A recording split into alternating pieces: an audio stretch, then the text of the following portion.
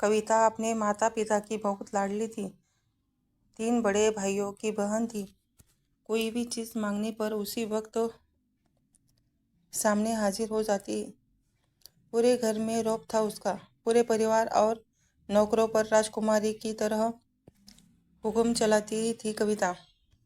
School में भी पूरा रौब था उसका। बड़े घर की लाडली जो थी वह। ऐसे ही उसने कॉलेज में दाखिला लिया। उसके ठाट-बाट बड़ी गाड़ी में आना जाना, हर दिन नया फैशन देखकर हर कोई उससे दोस्ती करना चाहता था। थोड़े ही दिनों में उसके बहुत से दोस्त बन गए। पूरे कॉलेज में उसकी अपनी ही एक पहचान थी। इन दिनों उसके घर एक रिश्ता आया। खानदानी लोग थे और पापा की पुरानी जान पहचान थी उनके साथ। कविता के साथ कोई जबरदस्ती नहीं थी, पर कविता ने फिर भी हाँ कर दी, क्योंकि वह अपने परिवार से बहुत प्यार करती थी। वह जानती थी कि वह लोग उसका अच्छा ही सोचेंगे। लड़के का नाम राज था। राज काफी पढ़ा लिखा और समझदार लड़का था। ससुराल वाले भी बहुत अच्छे थे। ससुराल में कविता की जगह वैसे ही थी जैसी कि मायके में। कोई भी कार्य कविता की सलाह के बिना नहीं होता था। सबकी लाडली बहू बन गई थी वह। फिर उसके घर एक बेटे का जन्म हुआ। राहुल कविता को जान से प्यारा था। पोता पाकर ससुराल वाले तो फूले नहीं समाते थे। कविता कभी कभी सोचती कि उसकी किस्मत कितनी अच्छी है। उसका हर अपना उसे कितना प्यार करता है। चाहे जीवन में कैसा भी समय आए, मेरे अपने हमेशा मेरे साथ है। मैं कभी अकेली नहीं हो सकती। कितनी खुशकिस्मत हूँ मैं। पर शायद कविता की खुशियों को उसकी अपनी ही नज़र लग गई थी। एक दिन वह मायके जाने की जिद कर बैठी। राज को बहुत काम था, लेकिन वह फिर भी उसे ले गया। रास्ते में उनकी गाड़ी अन्य गाड़ी से टकरा गई। कविता, राज और राहुल बहुत बुरी तरह से जख्मी हो गए। काफी दिनों के इलाज के बाद राज और राहुल तो ठीक हो गए, लेकिन कविता पूरी तरह ठीक न हो सकी। सर पर चोट लगने के कारण वह अपनी आंखों की रोशनी खो बैठी। अब कविता की किस्मत जैसे उल्टे पांव चलने लगी।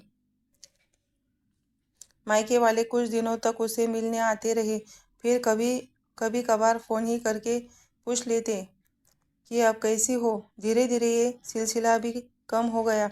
ससुराल वालों की सहानुभूति भी कम होने लगी। घर में किसी को पास बैठने के लिए कहती तो जवाब मिलता, बहुत काम है, अब तुम भी हाथ नहीं बटा सकती। राज भी चिड़चिड़ा हो गया था।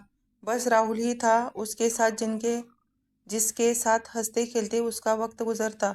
एक दिन कविता के हाथ से कुछ सामान गिर गया, जिसकी वजह से राहुल को हल्की सी चोट लग गई। कविता के सास ससुर ने राहुल को उससे अलग कर दिया कि कहीं उसके ना देखने की वजह से बच्चे का कोई नुकसान न हो जाए। कविता अंदर से टूट चुकी थी। एक दिन उसने सबके सामने मायके जाने की इच्छा रखी, तो राज उसे तुरंत मायके छोड़ाया, जैसे कि वह भी यही चाहता था। लेकिन राहुल को उसके साथ नहीं भेजा गया। कविता कभी राहुल से दूर नहीं रही थी, पर अपनी कमी के कारण उसने ज्यादा बहस नहीं की। कविता को लगा कि वह 3-4 दिन वहां रहेगी तो थोड़ा हवा पानी बदल जाएगा, क्योंकि वह कितने दिनों से कहीं कहीं कहीं भी बाहर नहीं गई थी। घर वाले भी इतने दिनों बाद उसे देखकर कितने खुश होंगे। कविता के घर पहुंचने पर सब लोग बहुत खुश हुए। खाने में सब कुछ कविता की पसंद का ही बना बना था।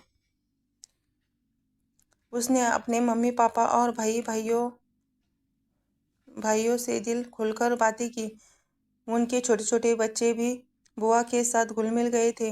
रात को सोने के वक्त जब वह कपड़े बदलने लगी तो उसे पता चला कि उसका बैग तो बहुत भरा हुआ था।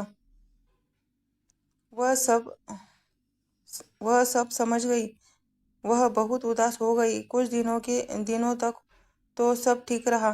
फिर जैसे सब बदलने लगा, सबका व्यवहार बदल रहा था। वह लोग जैसे थक चुके थे उससे। सब लोग घुमा फिरा कर पूछने लगे कि राज कब आ रहा है उसे ले जाने। वह बहाना बहाना बना देती, जबकि वह जानती थी कि उस घर में अब उसके लिए कोई जगह नहीं। कविता से चलते वक्त कुछ न कुछ नुकसान हो जाता। थोड़ी बहुत टोका टाकी उसे सुनाई देती, वह टाल देती। एक दिन उसके हाथ से लगकर एक कीमती फूलदान टूट गया। छोटी भाभी ने बहुत हंगामा मचाया। कविता के माता पिता रोज रोज के झमेलों से तंग आ गए थे। उन्होंने राज को खुद से फोन कर दिया। राज कविता को अपने घर ले गया। कविता को